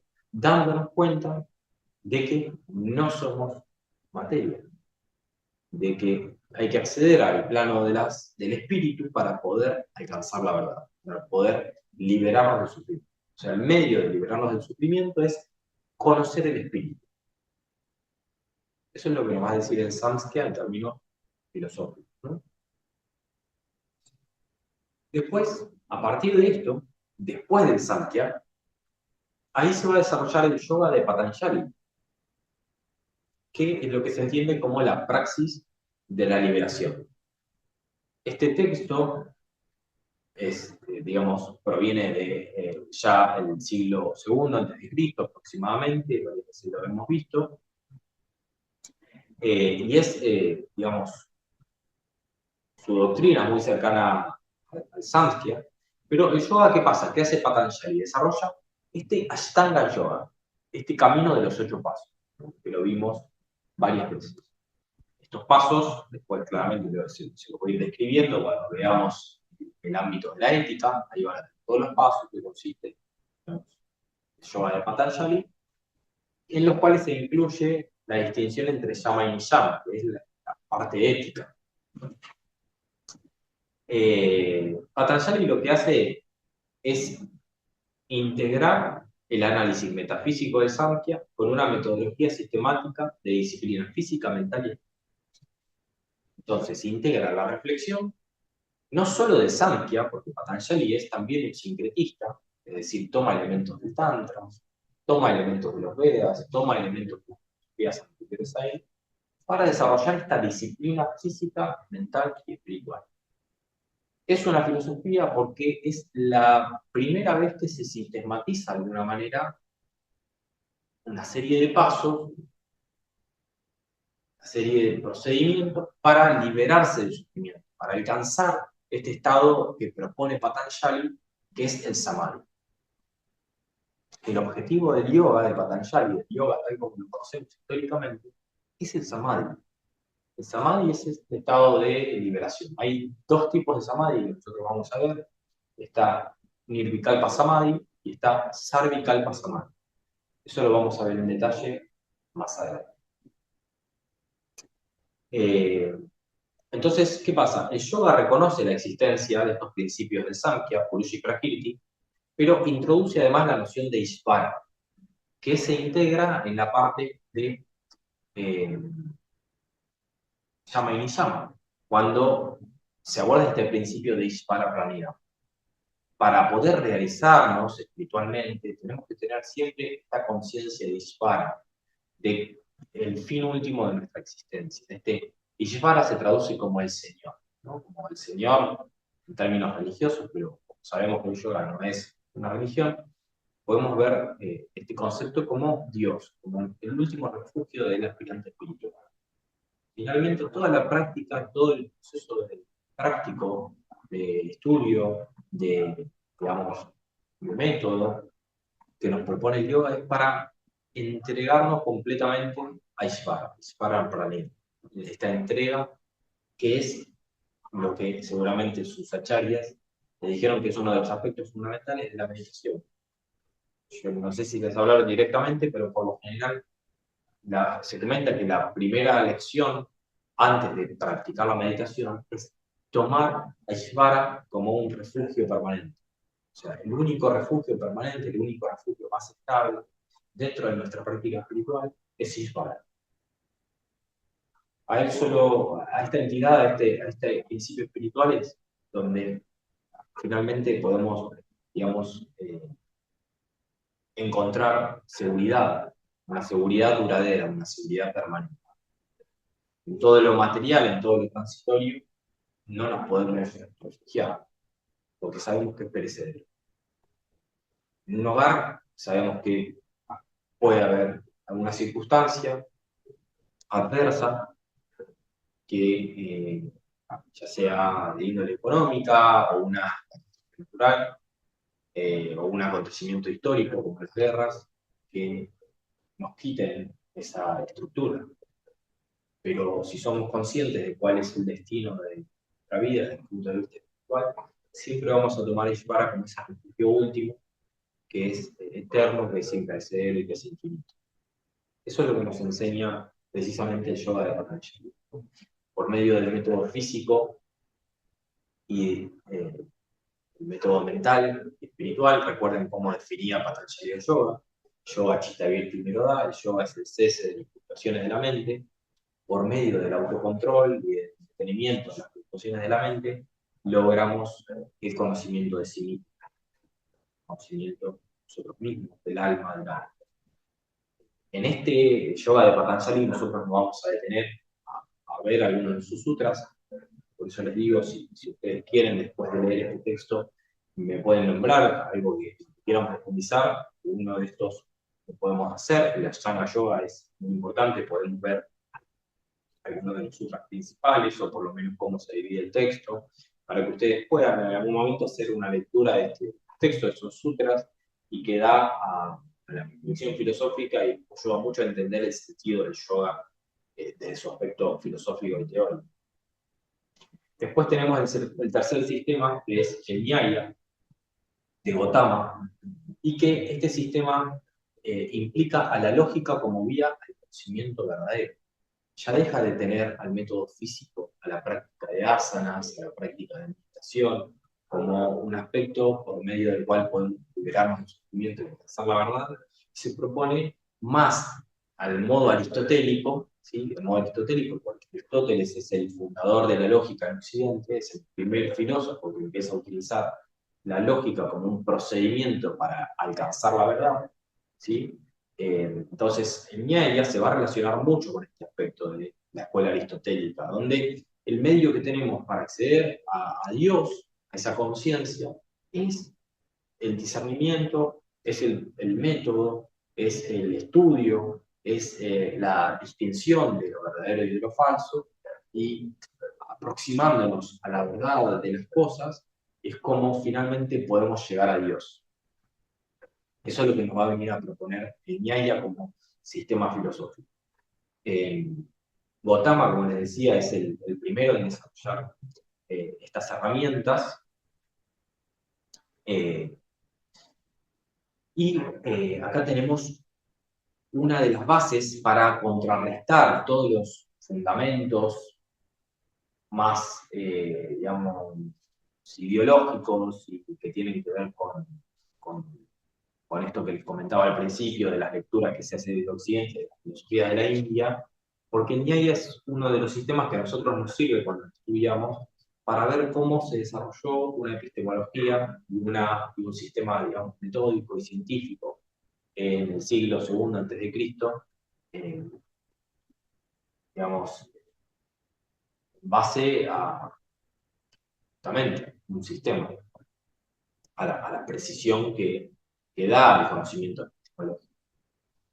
Eso es, entender este sistema, o por lo menos saber que existe, es lo que a nosotros nos da la pauta para decir, bueno, no, claro, o sea, no era todo religioso, no era todo místico, sino que había personas como Gautama que se planteaban el acceso a la verdad por medio de un sistema de inferencia, de silogismos, ¿no? de un procedimiento lógico, de comparación de enunciados, de proposiciones, que no lo vamos a ver porque no tiene sentido en esta formación, pero sí es importante saber de su existencia, ¿no? Lo que afirma el Nyaya específicamente es la existencia de un alma individual eterna y concibe a Dios como un ser supremo que causa la creación y el orden moral del universo. Después el cuarto sistema es el Vaisheshika de Canadá, que es un atomismo y un realismo ontológico. ¿Qué quiere decir que sea un atomismo? Esto quiere decir lo que nos propone este filósofo, Canadá, del cual el texto fundacional son los Vaisheshika Sutras del siglo II a.C. Fíjense que todas las fechas más o menos son aproximadas de la misma época de los Yoga Sutras de Patanjali. Todo sucede de alguna manera al mismo tiempo. Si bien a nosotros nos llega el Ashtanga Yoga de Patanjali como un método físico, hay también todas otras doctrinas filosóficas que se elaboran en el mismo momento, pero como no son físicas y no están orientadas a ese bienestar, y están orientadas a la búsqueda de la verdad por medio de conocimiento teórico, no llegan. O sea, no se habla de eso. Hablan solamente de eso las personas que les interesa o especialistas en el tema. Mi tarea un poco consiste en que más allá de que no seas un especialista en el tema o de que no te interese la filosofía, sumes estas herramientas para poder Podemos relacionarte con tu práctica de una manera mucho más profunda, porque sabes de dónde viene, qué sentido tiene, etc. Entonces, lo que nos plantea Vallecesica es que el mundo está compuesto de átomos de diferentes clases y que el conocimiento de los particulares, Villeya, permite la comprensión de la realidad. ¿Sí? A diferencia de la cuestión esta de que comprendemos la realidad a partir de la esencia de las cosas, ¿qué es la esencia? Lo que generaliza, no lo particular, sino lo universal. La esencia de algo, la idea es lo universal de eso. En cambio acá es la postura inversa. No conocemos la realidad, no accedemos a la verdad por medio de la idea en sí, del universal, sino por medio del particular. Es a través del análisis de lo particular, por medio de métodos lógicos, como podemos... Perdón, está algo difícil. Como podemos acceder a este conocimiento de lo verdad. Y ahí cambia. Bueno, y el último que les voy a comentar, ya tienen ahí 4 principales escuelas, pero la última que les quiero comentar, que es la que también vamos a ver, que quiero desarrollar, por lo menos si es posible, si nos da el tiempo, la clase que viene, vamos a ver, tratar de ver un poco más de Patanjali y de Vedanta, que es la 6ª escuela, que la escuela del Vedanta tiene varios comentaristas. ¿Sí? ¿Y por qué es tan importante la escuela del Vedanta? Porque Vedanta significa fin del Veda. Entonces es una escuela filosófica que trata de cortar con las reflexiones filosóficas provenientes de los Vedas y se va a basar en otros textos, en otras srutis, en otros yastras, escrituras, textos revelados, que son los Upanishads. Y que son textos ya filosóficos, racionales. Y uno de los principales representantes del Vedanta es Shankaracharya, que es uno de los primeros filósofos, de alguna manera, en llegar a Occidente y en como ser una eminencia dentro de la cultura filosófica de la India. Y es un filósofo muy peculiar también porque nos permite ver cómo las relaciones entre el Tantra y una personalidad como Shankara, fundador del Vedanta, son muy evidentes. ¿Sí? Vemos, lo que vamos a ver más adelante es que el Vedanta, Shankara como filósofo, para poder hacerse conocido dentro de ese contexto histórico en el que está, tiene que tomarse de la figura, o bien no él, pero sí sus seguidores y la cultura de su tiempo. Lo va a relacionar a Shankaracharya como la encarnación de Shiva, del Shiva histórico. Lo que se va a decir es que Shankara es Shiva, es la conciencia encarnada. El Shiva histórico que nosotros estábamos hablando, que estaba hace 7000 años, para la cultura de ese momento de la India, encarna en Shankara. ¿Y por qué se hace esto? Lo que nos va a explicar Shankara, explicar estas cuestiones, es decir, que como todo, en la época de ese tiempo, se tenía que relacionar con Shiva, porque Shiva era una personalidad única, y que todas las personas de ese momento, en alguno de los aspectos de su vida, digamos, trataban a Shiva como objeto de adoración. Para que se pueda imponer el sistema filosófico de Shankara, lo que se hizo fue una estrategia para justamente asociar a la figura de Shankara con la figura de Shiva. Y por medio de esto, Shankara se hizo muy famoso porque pasó a ser directamente Shiva. Entonces, imposible que la gente de su época no lo empiece a tomar a él como un referente, como una, digamos, una autoridad, como uno de los principales filósofos más importantes de la India. Y acá lo importante de esto es que vamos a tener varias escuelas, que va a ser el Advaita de Shankara, el de Ramajuna y el Dvaita de Madhva. Son los 3 pensadores principales. El Vedanta representa, como les decía, la culminación cumulativa del pensamiento védico, centrado en los Upanishads, el Bhagavad Gita y los Brahma Sutras. Aunque Badarayana es el autor tradicional del texto base, los desarrollos más influyentes provienen de los grandes comentaristas, que son Shankara, Shankara, ¿qué es lo que sostiene? Lo principal que sostiene Shankara es que Brahman es la única realidad, que todo lo demás es maya, es ilusión. ¿Cómo definimos este sistema filosófico? Como un monismo ontológico. ¿Qué quiere decir? Es muy particular, es muy similar a lo que va a plantear el Tantra. Nosotros vamos a ver que el Tantra, cuando veamos su cosmología, se va a definir como un monismo, pero también como un pluralismo. El Tantra implica los dos aspectos. Monismo quiere decir que hay una unidad, una única realidad. No hay otra realidad. Para Shankara, como lo define el Advaita Vedanta porque es justamente, o sea, tiene que ver con esta explicación monista, una explicación monista del fin de los Vedas.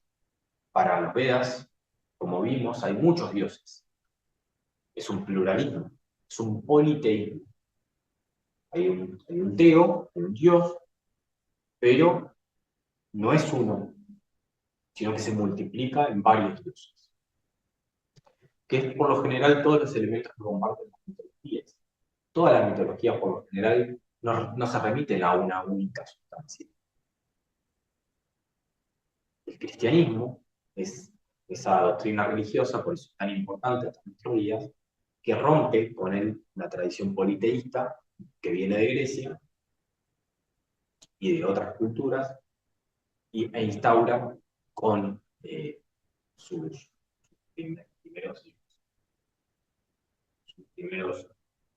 profetas, entre ellos tenemos se me olvidó. A ver si el principal, el Mesías, que viene de Egipto. Bueno, después les comento. ¿Moisés? Moisés. Qué genio que son. Bueno, Moisés, ¿qué pasa con Moisés? Moisés, Hay una película, ¿no? Moisés es muy interesante. Sí. Él es una especie de paria en su época, en Egipto.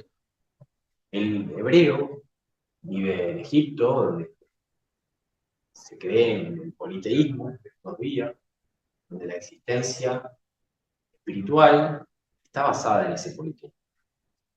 Entonces, el cristianismo nace de alguna manera en Egipto, cuando toda la teoría religiosa de la época desemboca en esta interpretación de que en realidad no hay muchos dioses, sino que hay solo un Dios. Pero ¿qué pasa? Como toda doctrina religiosa, después este Dios pasa a ser el único Dios. Entonces, ahí todas las interpretaciones dan lugar a las varias religiones que hay. No nos vamos a meter en eso. Pero para que veamos esta cuestión de que, como desde Moisés también se plantea un monismo ontológico, teísta, y como Shankara, tiempo después, claramente, pero en contextos similares, también va a plantear una interpretación de nuestra vida de este nivel. Para él, todo lo que vemos nosotros es malo. Es una ilusión. Todo lo que vemos es una representación. ¿Viste cuando hablan del concepto de Matrix? Estamos en la Matrix. Es esto. Pero en la Matrix es estar en Maya, estamos dominados por nuestros sentidos.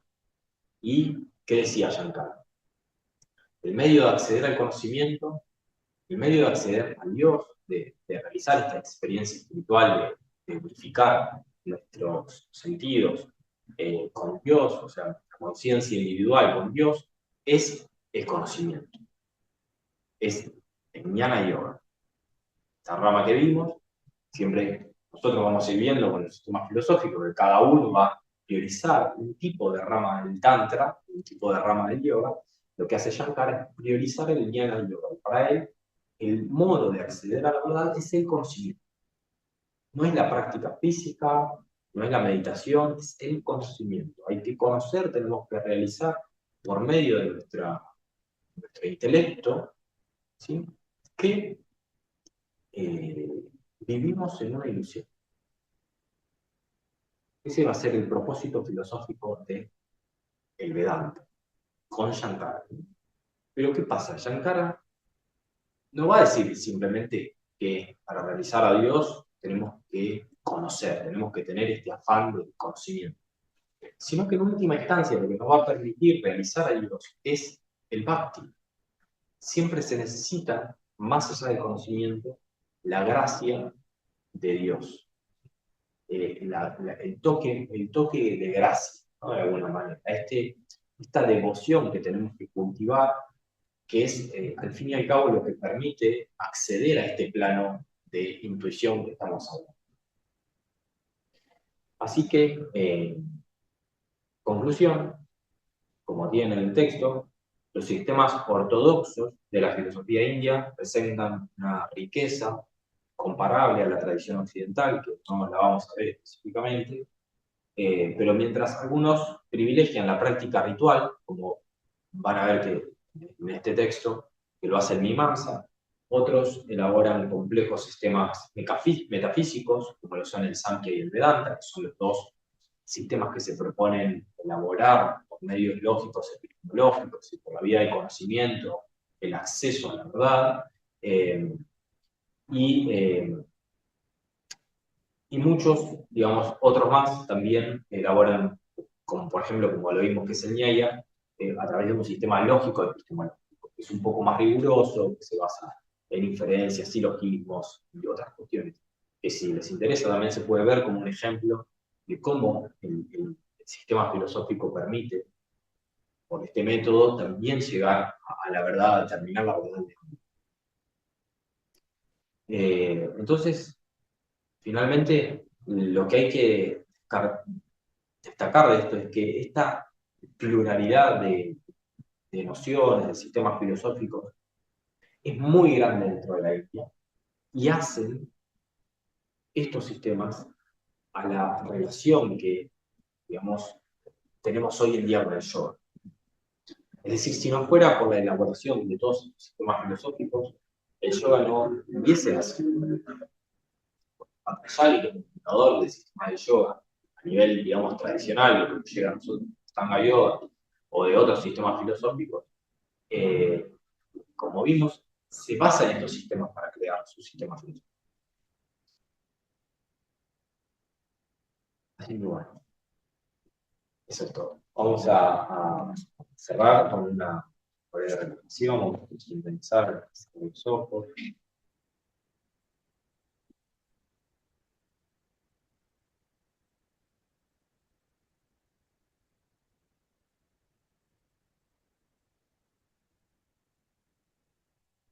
Shanti, Shanti, Shanti.